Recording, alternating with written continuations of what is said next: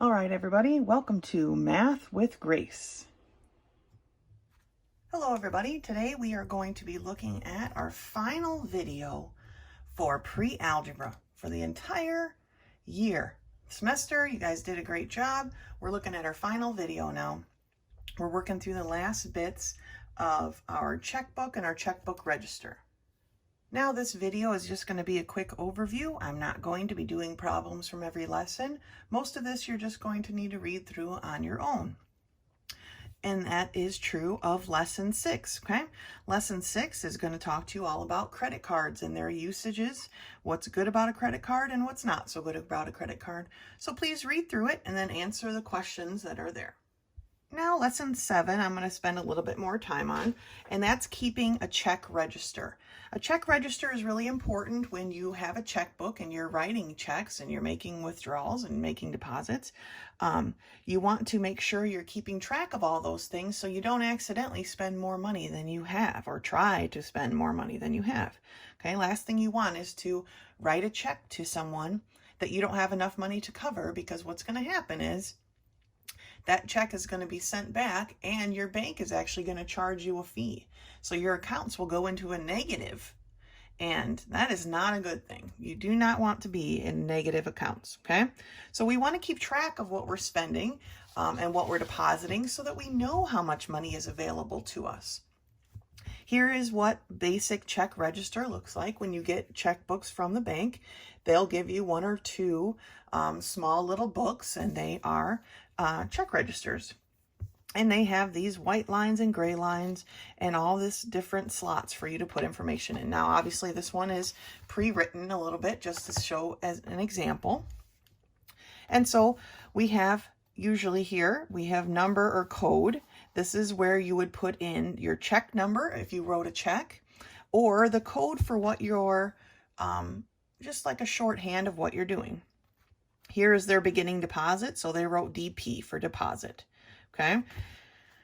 Here they had an automatic deduction, so there's something from their checking account that's automatically deducted. Many of us do that today. I do that for my car payments and different things, my mortgage, my phone bill, okay? They're automatically deducted from my account, but I have to remember to come back and register that in my check register so that I don't think I have more money than I actually have, okay? So this was an automatic deduction. They labeled it AP. You can label it whatever you want.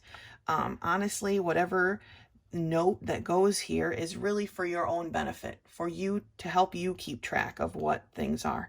And then they've got a couple of checks, and they wrote the check number, which is important for later when we talk about reconciling our accounts, okay? The next column is the date. All right, so here's the date that each of these things took place. All right, then we've got the transaction description. Now, in this check register, they're using 2 lines, and they're going to teach you to use 2 lines per transaction. You don't need to do this if you feel confident that you can do each one on 1 line.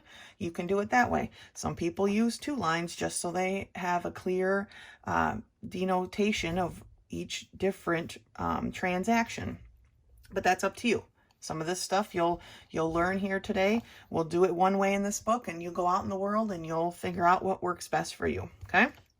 But so they have their beginning deposit here is their transaction, and then they've put their note. Remember on our checks, in our memo line or our note line, they've written their note. This was a paycheck, all right? And because this was a deposit, it's going to go in the deposit column. Okay, there will be the next 2 columns. The first one is usually payments or fees or withdrawals from your account. And the second one is the deposit column, okay? The beginning deposit, of course, it was a deposit. They started their checkbook with $384.26. So the balance was $384.26. Then this next one, remember, was an automatic deduction. It was the automatic deduction that paid for the checks. So in the note section, they wrote new checks. That cost here in the payment column was $12.85. Now, they write it again here. I disagree with that. if you are more comfortable doing it that way, please do. But I disagree with the fact that it's written again here. But again, this is how you prefer to do it. I wouldn't necessarily write it again here because I don't want you to confuse it with a deposit, or, you know, once you've written it here, what is it? Is it a deposit? Is it withdrawal? If you wrote it, here, let me erase my cross out. If you wrote it like this, because we know that's a negative, right? When you put the parentheses around it. If you wrote it like that, so that you knew that you were subtracting this amount, that would be beneficial. Or if you made it a negative number, that you're showing that you're subtracting that amount, then that would probably be beneficial. But just writing the number here can be kind of confusing. But your next step at this point, since you've spent $12.85, is to subtract that from your balance, which is why they've written it here, but I think it needs to be written more clearly. Okay, so we're subtracting this $12.85 from our balance, and that leaves us now with available money in our account of $371.41. Okay, then we move on to the next transaction. Men and Boys Shop bought a white t-shirt. The t-shirt cost $20.34. Okay, we're subtracting our $20.34 from our new balance. Remember, this was our beginning balance, but we had to subtract money from that already. This is our new balance. So we subtract this $20.34 from our new balance, and that gives us our new balance. Okay, now our balance is $351.07. Then we spent more money. Okay, we went to the sports warehouse and bought tennis shoes. Our tennis shoes were $47.68. We are going to subtract that from our new balance of $351.07, and that gives us our new balance, okay, of $303.93. So you see how this check register works? We're making sure we list all of the transactions that take place, whether deposits, withdrawals, checks, okay? We're keeping track of them and keeping a running balance of what is actually in our bank account. I want to work through these first two problems here for lesson 7 that are on page 26, okay? And what it says is that we're going to turn to page 55 and we're going to write in these things, these transactions, into Rhonda's check register, okay? So I've gotten them written on a little piece of paper, but you can flip back and forth in your book, okay? But we're turning to page 55, and they have a blank check register. It has an opening balance of $381.79, okay? And number 1 on lesson 7 said that they went to the dry cleaners and wrote a check, okay? So remember, our first column is where we're going to put either our note or our check number. Well, they wrote check 2368, okay? That's the check number. And they wrote that on April 1st, and I'm just going to write 2020 on there. But I'm only going to put the year on the very first one. When I do my check register, I only ever put the year notation in January. But since we're not starting with January, I'm just going to put it here on April. And I do that just because, first of all, there's just not a lot of space, and you really should know what year it is. All right. So they wrote this check number 2368 on April 1st. Okay. And they wrote it to Kelly's Dry Cleaning. Okay. So the transaction description is to Kelly's Dry Cleaning. That's to whom we wrote the check. What did we write the check for? If you recall from the last lessons, it was for Steven's Sunday suit. Okay, that's going in the gray, the note column, all right? Well, how much was this check for? Well, it wasn't a deposit, right? It was a withdrawal. We paid someone, and we paid Kelly's Dry Cleaning $35, all right? Now, at this point, we need to subtract our $35 from our opening balance. Remember, our opening balance is $381.79, and we're going to subtract our $35. So I can write it on here like this. Okay, We're subtracting $35. So our new balance is $346.79. All right. Now here is our new balance. Okay. Number 2 on lesson 7 says that we wrote check 2369. Okay. Again, on 4/1. So like I said, we don't need to write the date again. We know that we're in 2020 at this point. And who did we write this check to? We wrote this check to Dr. McGrady, right? Okay. For what? What did we write the check for? We wrote it for Anna's eye exam and her glasses, right? Okay. How much was this check? Again, this was a payment, not a deposit. So we wrote this check for $158. Okay. So over here, negative 158 was what we're subtracting from our new balance. So when we do that with our calculator, we get that we now have a balance in our account of $188.79. That is now our new balance. That's what's left in our account. Okay. Now, as you work through the rest of lesson 7, lesson 8, and so on, you're going to be continuing to add stuff to this register. Here is a note just for you to make sure that you're entering these properly. Number 5 on page 129 should be in this last column, this last row. So this last row right here should be number 5 on page 29. And once you add and subtract everything, this should be your balance. Okay. They've broken it into 2 small pages because an actual check register is not this big. They're quite small. They're about this big. Okay. They're only hold 5-6 lines each. So they didn't want to do a whole big sheet. They wanted to make sure you had a place to check yourself. So when you subtract, I believe it's a withdrawal, number 5 on page 29, your new balance should be this amount. All right, and then you can continue with the rest of the lessons practicing with the check register. Lesson 8 is all about debit and ATM cards and the proper use of them. They use this code in their check register for a debit transaction, but if you look at a bank statement nowadays, EFT is usually what they'll be called when your bank sends you a statement. We're going to talk about that in a minute. So that's what I label my debit transactions as. I label them as EFT, but feel free to label them as DC for debit card. Again, that note, other than the actual check number, because that's important, but when you're just writing a note on there because you withdrew money or you used your debit card, that note is really just for you, just so that you know what you did. So just use something you're comfortable with. DC for debit card is fine. The bank uses the term EFT. So read through lesson 8 and see what it has to say about those. All right, so lesson 9 is all about other checking account transactions, and they first start talking about direct deposit.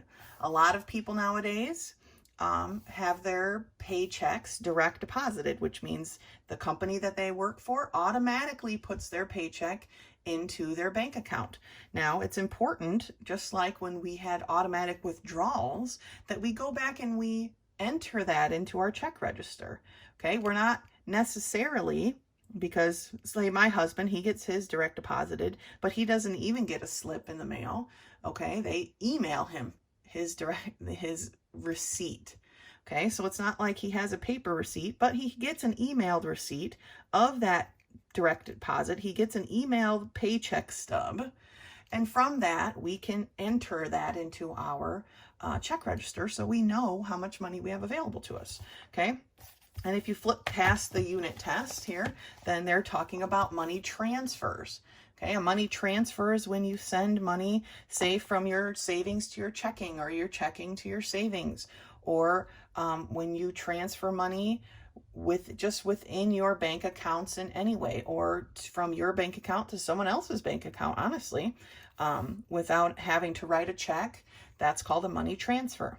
Okay, and it's very important, like anything else that happens with our checking accounts, that we keep track of what's going on. Okay, so read about those in lesson 9.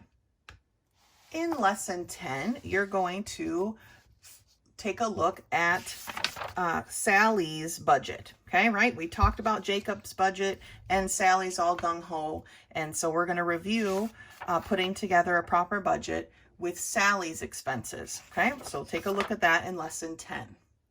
All right, so lesson 11 is about cashing or depositing a check.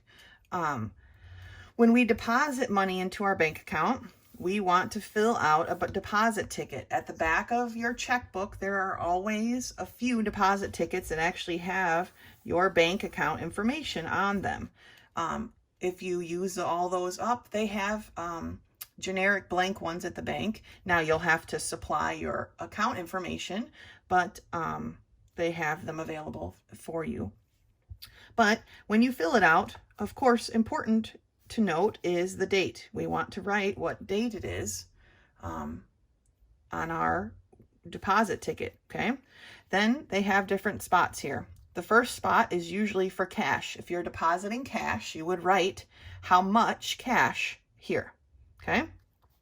And then they've got these weird little line things, and these are for your checks. Now, what these little sideways L's are for is actually to write the check number on, although I don't know that anybody ever does that anymore. And I don't think banks even care. But what you're going to do is you're going to list the different checks that you're depositing. Here they're depositing a $25 check and a $15 check, along with their $55 in cash. If you have more than 3 checks to deposit, on the back of your deposit ticket is a whole line of these, and you can write out how many ever checks it is that you have to deposit. And then in this line here, you write what the total is from the back. So you would write 2 checks here, the other 5 checks that you have to deposit on the back, and then here you would write the total of the checks from the back, okay, in this slot. And then your subtotal is adding up all of your checks and your cash, okay? Cash received is if you wanted cash back, but depositing cash and asking for cash back is kind of ridiculous, so they're not getting any cash back here. And so then your subtotal then just becomes your net deposit. Now, if you weren't depositing cash and you were just cashing checks and you wanted some cash back, you would just write that here and then subtract that from your subtotal to get your new net deposit, right? When you are getting cash back, you have to sign it. You only have to sign it if you're getting cash back. If you're making a deposit without cash back, you don't have to sign it. They don't care if it's really your account or not. They'll just put the money in there. And anybody who wants to deposit money into my account, feel free to do so, okay? But if you are asking for cash back, you will have to sign your deposit ticket, all right? Now, cashing a check is pretty simple. You flip your check over, it's made out to you, and you sign your name on the back. Now, underneath my signature, I usually write my account number just to help the bank attendant find it more quickly. Okay, so you sign it, I write my bank number on there, and then you just give it to the teller. Nowadays, what's a handy feature for our bank account anyway is I can actually take a picture of this and deposit it just with a photo through the app for my bank account. So that makes it really handy. I don't actually have to go to the bank. But when we're doing these deposit tickets or cashing a check, well, not so much cashing a check, you don't need to register that, but definitely need to register our deposit ticket. When we're depositing money, remember that's going to go into our deposit side. Okay, it's going to be adding money to our account. So we need to make sure we put that on our register. I want to go through real quick, just filling out again this deposit ticket, okay? So if we look at this deposit ticket, it tells us that Stephen's check is in the amount of $500.76, and he would like $20 back in cash. All right, so let's see, the date is April 17th. So for 17/20/20, okay, his check is in the amount, so we're going to write it on this check line here, okay? His check is in the amount of $500.76, and that's it. He's only depositing one check, So what is our subtotal? Well, our subtotal is going to be that $500.76, right? But here he wants $20 cash back. $20 is what he wants to receive in cash. Now we need to subtract that 20 from our 576. So he's only depositing $480.76, okay? Because he wants $20 cash back. And because he wants $20 cash back, he needs to sign his register, okay? And like I told you, go ahead and sign your own name to practice it. I don't want to sign my name online. So I practiced Steven's name, all right? But here we have successfully filled out our deposit ticket. So Steven would present his deposit ticket with his check to the attendant at the bank.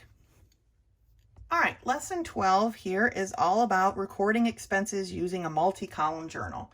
This isn't necessarily something people do very often, but sometimes you want to look at your expenses broken down into different categories. So say here we've got, is this Stevens or Jacobs? Stevens accounts, right? And here's the different things he's spent money on. He wants to know what expenses they fall into. Calves, this is the money he spent on buying calves or feeding his calves or whatever. Oh, no, here's the feed. So here's his calves. Here's the feed, how much he spent on food for his calves, his vet expenses, and the taxes that he had to pay because of the calves. So he's broken this into 4 different columns just to see where exactly each money is going based on this criteria: calves, feeds, vet, taxes. So read through lesson 12, take care of the practice problems. Not a tough lesson, okay? We're just taking a look at our expenses broken into different categories. All right, lesson 13 is an important lesson about reconciling your check register with your bank statement, okay? Every month, the bank is going to send each of its customers a bank statement, okay? It shows all of the transactions, every transaction that's happened with that account, where it's gone, deposited, is it been withdrawn, to whom it's been withdrawn to, and how much, the date. All of that stuff is going to be listed on your check register, okay? Or the bank statement, I'm sorry. Okay, this statement lists the name of the account holder, the account number, the date of the statement, the beginning and the ending balances for those statements. And often the ending balance is not going to match your checkbook because since the bank is mailing it to you, obviously there's some delay. They are not going to mail it to you and have it be current up into that date, okay? So obviously you could have written checks since they've mailed it to you. You could have debited money out of your account. You could have deposited money into your account since they've mailed it to you. So all of that stuff has to take into consideration, and it's called balancing your checkbook or reconciling your check register, okay? And so we're going to take a quick look at that. So when you have your check register here, okay, and your bank statement comes, what you're going to do is mark off what the bank statement says that you've spent compared to what you have recorded. All right.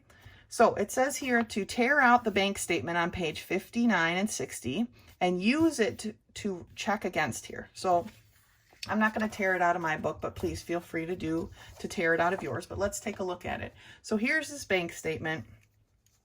And it has your account number, the dates in which it's registered. So this bank statement was from April 1st to April 30th, but that means that they mailed it on or around April 30th, and probably not till the beginning of May. So you get it usually about mid-May. Well, a lot can happen in, 10 or 15 days. So we need to make sure we balance our account. All right. They're always going to give you the beginning balance. This was the balance on April 1st, all right? And here is the ending balance. The balance as of April 30th, okay?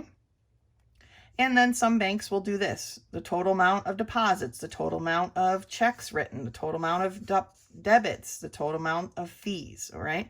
But then they have the list. And here is this list for Daniel Brubaker, okay? Here is the list of every transaction that took place between April 1st and April 30th. All right? This is what you're going to use to balance your checkbook. All right? So, they want you to use this statement, okay, on page 49 to balance this checkbook. Now, I don't want to tear it out of my book because I've got lots of teaching to come in the coming years, but please feel free to tear it out of yours to make it easier. But for now, I'm just going to flip back and forth. So our first transaction, I'm just going to go through a few of these and then you can finish it up. Our first transaction was on April 1st and it was our beginning balance, okay? So our beginning balance was $384.26. So if we come back here, we can see, yes, our beginning deposit was our paycheck and they put a check mark. Yes, this was on my bank statement. My beginning balance was $384.26. Okay, I like to mark it off. Okay, next, April 1st, new checks, okay, were withdrawn in the amount of $12.85. Okay, here is our automatic deduction of our new checks that were $12.85, and I can check that off. And not only can I check it off, but I can check my now balance with that on the bank statement. So the bank said at that point we had $371.41. And that is true. We have $371.41. Now here's what I need you to consider when doing this. I'm pretty sure this homework, these accounts being checked off, they go in order, but in real life, it's not always the case. Some stores, when you use your debit card, they don't debit that same day. It doesn't actually come out of your bank account that same day. Definitely when you write a check, it's not being deposited that same day. That's just not how businesses work. Not all businesses go to the bank every day. They put their monies that they've earned into a safe and they deposit your check the next day or 2 days later. So they're not always going to be in order. So we want to make sure we're keeping track of this well with our check mark, but this number is not always going to match. I'm pretty sure in this book it does, but in real life, that's just not going to be the case. But let's take a look at our next transaction, or let's mark this one off because we had it, right? And let's take a look at our next transaction. I'm going to do 2 more and then you can finish off the rest on your own.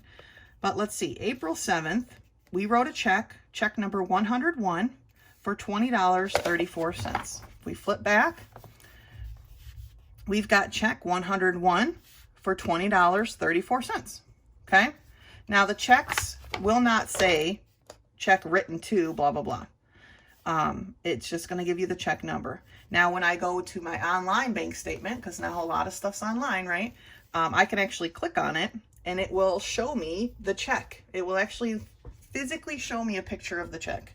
And therefore I can look and see if I don't remember, if I didn't properly write down who I wrote that check to, I can double check it with that picture. All right. So we got that one. The next one is check 102 for $47.68. All right, I flip back. Here's check 102 for $47.68. Excellent, right? I'll mark it off here. Now, you're going to work your way through here. And when you're finished with this and you've marked everything off, all of your withdrawals, all of your deposits, this number here, your ending balance, is most likely not going to match your ending balance here on your check register, okay? I assume down here. They don't, right? This says $82.17.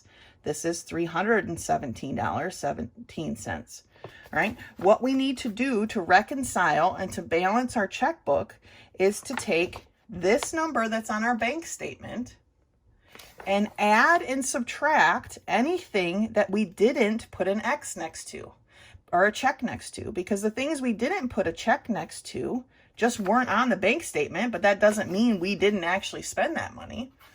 Okay, it just wasn't registered with the bank between April 1st and April 30th. So we take our ending balance and add our, if we have a deposit that wasn't counted, we add it. If we definitely are going to have withdrawals that weren't added, we're going to subtract those from that number. And once we subtract them from our ending balance, we should get this number. And if you don't get this number, then you need to go back through your expenses and make sure you have everything listed that needs to be listed. Okay? That is the benefit. That's the how we balance our checkbook, how we reconcile our accounts. Okay? We take our ending balance and add or subtract anything that didn't get checked off. All right? That tells us, yes, we actually have the right number. Or, oh, no, shoot, I missed such and such. Okay, I forgot to write it in. Let me go back and write it in. Okay, now my account balances. All right, that is something. It takes practice, but trust me, it's only in your benefit, because knowing how much money you actually have to spend is very important. You do not want to be out there spending more money than you actually have. Now, the last lesson in this book is lesson 14, and it's going to talk to you or explain to you about the path of a check, where it goes. When you write a check and you give it to a business, what happens to it, okay? You're going to read through that on your own and then finish the problems, okay? Now, remember, the unit test in the center of the book can be done for extra credit. That's up to you. And I will be forwarding out the alt test sometime this week. You guys did a great job. Met pre-algebra in the books. Once you finish this, you're done. Get me your test information so I can get your final grades sent out to you. Good job, everybody. And I guess until next semester.